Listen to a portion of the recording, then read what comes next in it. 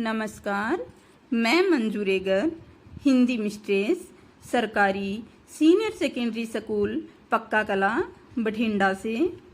हाँ जी प्यारे बच्चों, आज की हिंदी शिक्षण कक्षा में आपका स्वागत करती हूँ। आज हम काव्य भाग का पाठ 1 कबीर पढ़ेंगे। कबीर साहब जी के बारे में आप पहले ही जानते हैं। एक बार मैं फिर से कबीर साहब जी के जीवन परिचय से आपको अवगत करा देती हूँ। कबीर संत काव्य धारा के प्रमुख एवं प्रतिनिधि कवि माने जाते हैं। इनके जन्म और मृत्यु को लेकर अलग अलग मत मिलते हैं, फिर भी अधिकतर विद्वान कबीर का जन्म सन 1398 में तथा निधन 1518 में स्वीकार करते हैं। इसी प्रकार इनके परिवार व वंश को लेकर भी कई अटकलें लगाई जाती रही है। चर्चित तथ्यों के आधार पर इनके पोषक के रूप में नीरू और नीमा जुल्लाहा दंपति का नाम लिया जाता है। इनका अधिकांश जीवन काशी में बीता। इनकी रचनाएं कबीर निरक्षर थे। उन्होंने स्वयं कोई रचना नहीं लिखी। उन्होंने जीवन के अपने अनुभवों को ही मौखिक तौर पे कहा है।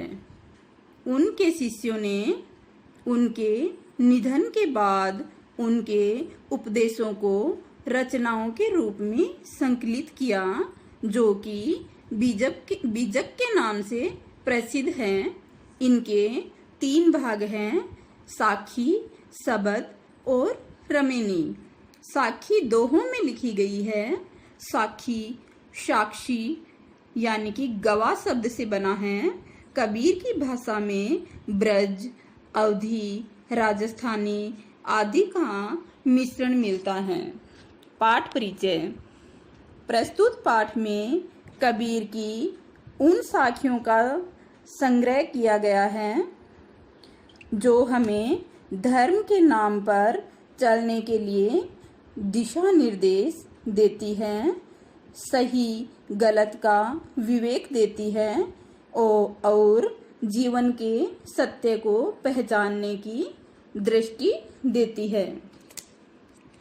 अब हम कबीर दोहावली पढ़ेंगे। कबीर दोहावली को मैं आपको पहले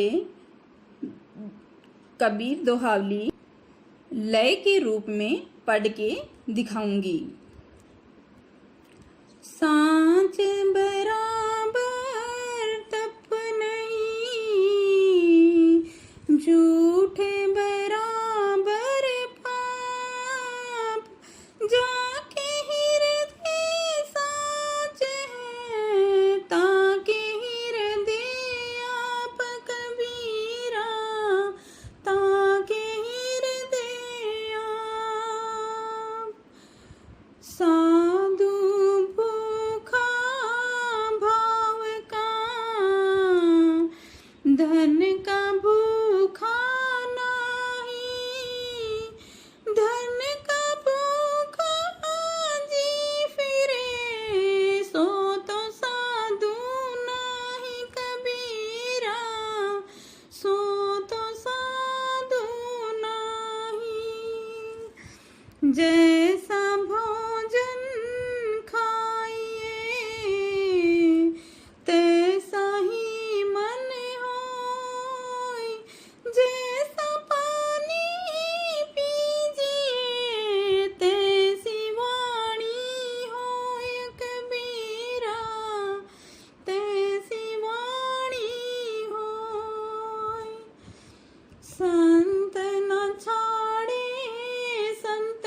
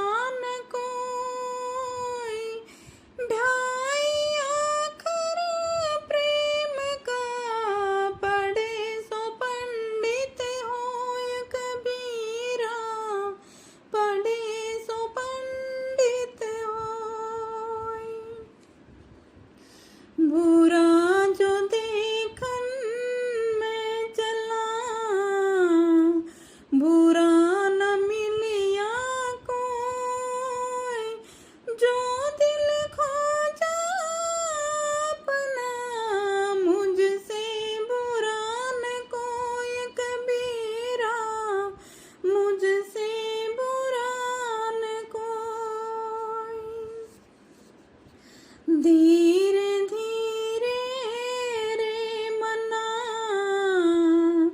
धीरे सब कुछ होय, माल सींचे सोगड़ा, ऋतु आए फल होय कबीरा, ऋतु आए फल होय। जाति न पूछो साधु की, पूछ लीजिए ज्ञान, मोल करो तलवार का, पड़ा रहन दो म्यान कबीरा, पड़ा रहन दो म्यान। कबीर तन पंछी भया, जहाँ मन तहाँ उड़ी जाए, जो जैसी संगति करे, सोते साही फल पाए कबीरा, सोते साही फल पाए। अति का भला न बोलना, अति की भली न चूप, अति का भला न बरसना, अति की भली न धूप कबीरा, अति की भली न धूप। माला तो कर में फिरे, जीभ फिरे मुख माही, मनुआ तो चौदिसी फिरे, यह तो सुमिरन नाही कबीरा, यह तो सुमिरन नाही। काल करे सो आज कर, आज करे सो अब, पल में परले होएगी, बहुरी करेगो कब कबीरा, बहुरी करेगो कब। हाँ जी प्यारे बच्चों, अभी दोहों के बीच में जो कठिन शब्द आए हैं उनके मैं पहले आपको अर्थ बता देती हूँ। साच, साच का अर्थ सच, हृदय, हृदय यानी कि मन, कोटक, करोड़, ऐसंत यानी कि बुरा आदमी, भुअंगा यानी कि सांप, शीतलता, शीतलता या अच्छाई, तजंत यानी कि छोड़ना, मुआ यानी कि मर गए, आखर, अक्षर, पंडित, विद्वान या ज्ञानी, तरवार यानी कि तलवार, म्यान तलवार रखने का खोल यानी कि कवर, चुप, चुप्पी या मौन,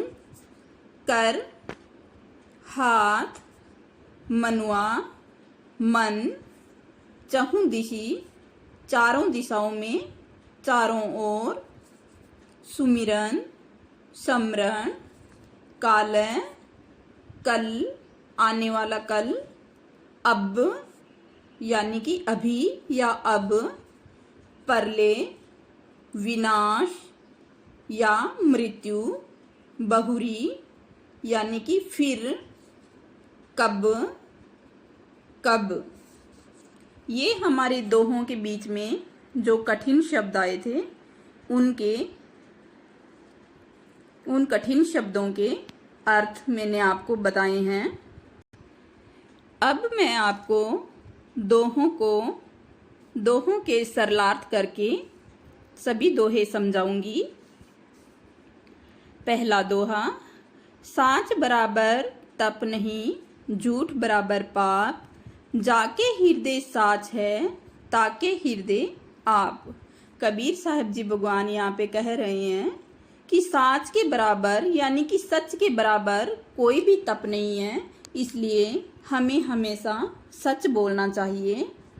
और झूठ के बराबर कोई पाप नहीं है, इसलिए हमें कभी भी झूठ नहीं बोलना चाहिए। जाके हृदय साच है ताके हृदय आप। जिनका हृदय सच से परिपूर्ण है, जो सच बोलते हैं, उनको ही परमात्मा मिलते हैं।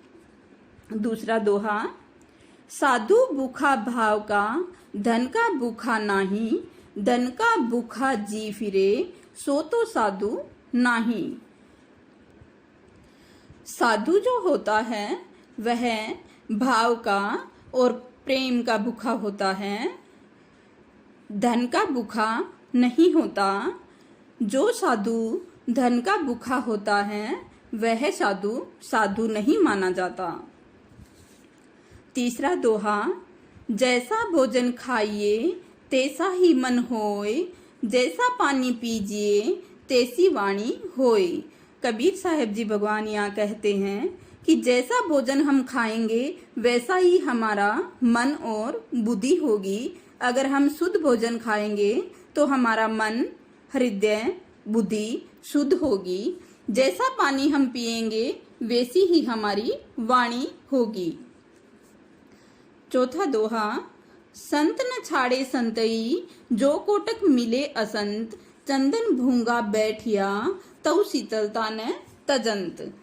यहाँ पे कबीर साहब जी भगवान कह रहे हैं कि संत न छाड़े संतई, संत कभी अपनी अच्छाई को नहीं छोड़ता, चाहे उसे कितनी ही बुराई मिले, कितने ही असंत यानी कि बुरे लोग मिले, लेकिन जो संत होते हैं वह अपनी अच्छाई को नहीं छोड़ते। जैसे चंदन सांप के मुंह में चले जाने पर भी जो चंदन है वह अपनी शीतलता को नहीं त्यागता, यानी कि अपनी अच्छाई को, खुशबू को नहीं छोड़ता। पांचवा दोहा है, पोथी पढ़ी पढ़ी जग मुआ, पंडित हुआ न कोई, ढाई आखर प्रेम का पढ़े सो पंडित होई। कबीर साहब जी भगवान कहते हैं कि पोथी पढ़ पढ़ के लोग विद्वान मर गए, कि पोथी पढ़ पढ़ जग मुआ, पोथी पढ़ पढ़ के यानी कि किताबें पढ़ पढ़ के तो लोग बहुत मर गए। पंडित हुआ न कोई, यानी कि उनमें से विद्वान कोई नहीं हुआ। ढाई आखर प्रेम का पढ़े सो पंडित होई।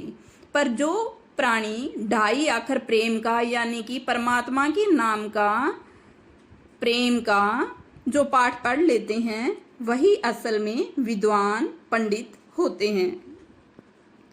छेवां दोहा, बुरा जो देखन मैं चला, बुरा न मिलिया कोई, जो दिल खोजा आपना, मुझसे बुरा न कोई। कबीर साहब जी कहते हैं कि जब मैं संसार में बुरा देखने के लिए चला तो मुझे कोई बुरा प्राणी नहीं मिला या इंसान नहीं मिला। जब मैंने अपना मन खोजा तो मैंने देखा कि मुझसे बुरा कोई प्राणी नहीं है। इंसान को पहले अपने हृदय के अंदर देखना चाहिए कि हमारे अंदर कितनी बुराई है। सातवां दोहा, धीरे धीरे रे मना, धीरे सब कुछ होय, माली सिंचे सो गड़ा, ऋतु आए फल होय। कबीर साहब जी भगवान कहते हैं कि धीरे धीरे सब्र करने से ही प्राणी सब कुछ होता है। माली चाहे पेड़ के अंदर एक दिन में 100 गड़ा पानी डाल दे, फिर भी फल तो ऋतु के आने पर ही लगेंगे। आठवां दोहा, जाति न पूछो साधु की, पूछ लीजिए ज्ञान, मोल करो तलवार का, पड़ा रहन दो म्यान। कबीर साहब जी भगवान कहते हैं कि जाति कभी भी साधु की जाति नहीं पूछनी चाहिए, उनसे ज्ञान पूछना चाहिए। जो उनके पास ज्ञान होता है वो हमें लेना चाहिए। मोल करो तलवार का, पड़ा रहन दो म्यान, यानी कि हमें तलवार का मोल यानी कि ज्ञान का मोल करना चाहिए। पड़ा रहन दो म्यान। नौवां दोहा, कबीर तन पंछी भया जहां मन तहां उड़ी जाए, जो जैसी संगति कर सो तैसा फल पाए। कबीर साहब जी कहते हैं कि जो हमारा तन है वह एक पंछी की तरह है, जो जहां मन उड़ता है वहीं चला जाता है। तो जैसी हम संगति करेंगे वैसा ही हम फल पाएंगे। अच्छी संगति करेंगे तो अच्छा फल मिलेगा और बुरी संगति करेंगे तो बुरा फल मिलेगा। आगे 10वां दोहा। अति का भला न बोलना, अति की भली न चूप, अति का भला न बरसना, अति की भली न धूप। कबीर साहब जी कहते हैं कि ज्यादा बोलना भी ठीक नहीं और ज्यादा चुप रहना भी ठीक नहीं। जहाँ पर बोलना होता है वहाँ प्राणी को अवश्य बोलना चाहिए, और जहाँ चुप रहना होता है वहाँ मनुष्य को चुप भी रहना चाहिए। अति का भला न बरसना, अति की भली न धूप। ना ज्यादा बरसा हुआ बारिश अच्छी होती है और ना ही ज्यादा धूप अच्छी होती है। 11वां दोहा। माला तो कर में फिरे, जीभ फिरे मुख माही, मनुआ तो चहुं दिसी फिरे, यह तो सुमिरन नाही। कबीर साहब जी भगवान कहते हैं कि माला तो हाथ में फिरती है और जीभ मुंह के अंदर फिरती है, मुख के अंदर फिरती है, जो हमारी लड़ाई झगड़ा कलेश भी करवा देती है। मन जो है वो सभी दिशाओं में भटकता है, इसलिए जब मन भटकता है फिर हम सुमिरन परमात्मा का नहीं कर सकते। आगे 12वां दोहा है। काल करे सो आज कर, आज करे सो अब, पल में प्रलय होएगी, बहुरी करेगा कब। कबीर साहब जी भगवान कहते हैं कि जो काल करे सो आज कर, जो काम कल करना है यानी कि परमात्मा का नाम कल लेगा, इससे अच्छा है आज ही ले ले। हे प्राणी, परमात्मा का सुमिरन आज से ही शुरू कर दे। आज करे सो अब, यानी कि जो काम कल करना है वो आज ही शुरू कर दो, जो काम आज करना है वो अभी शुरू कर दो। पता नहीं कब प्रलय हो जाएगी, पता नहीं कब काल हमारे ऊपर मंडरा जाएगा और हमारी मौत हो जाएगी, फिर हम उस काम को पूरा नहीं कर पाएंगे। हाँ जी प्यारे बच्चों, अब मैं आपको प्रश्न उत्तर समझा देती हूँ। पहला प्रश्न। कबीर के अनुसार ईश्वर किसके हृदय में निवास करते हैं? कबीर के अनुसार ईश्वर उसी के हृदय में निवास करते हैं जिसका हृदय सच्चा होता है। प्रश्न 2। कबीर ने सच्चा साधु किसे कहा है? कबीर के अनुसार सच्चा साधु वह है जिसको धन की नहीं अपितु सच्ची भावना की चाह होती है। तीसरा प्रश्न। संतों के स्वभाव के बारे में कबीर ने क्या कहा है? संतों के स्वभाव के बारे में कबीर का मानना है कि किसी भी अवस्था में अपनी सज्जनता का परित्याग नहीं करता। चौथा प्रश्न। कबीर ने वास्तविक रूप से पंडित विद्वान किसे कहा है? कबीर के अनुसार सच्चे प्रेम में निष्णात व्यक्ति ही पंडित अथवा विद्वान कहलाता है। धीरज का संदेश देते हुए कबीर ने क्या कहा है? कबीर जी ने धीरज का संदेश देते हुए यही कहना चाहते हैं कि धीरज धरकर किया गया कार्य ही उचित समय पर फलीभूत होता है। हाँ जी प्यारे बच्चों, आज का हमारा कबीर पाठ कंप्लीट होता है। आपको ये सभी दोहे याद करके कल मुझे सुनाने हैं और प्रश्न उत्तर कठिन शब्द आपको समझा दिए ये करके आपको लाने हैं। धन्यवाद।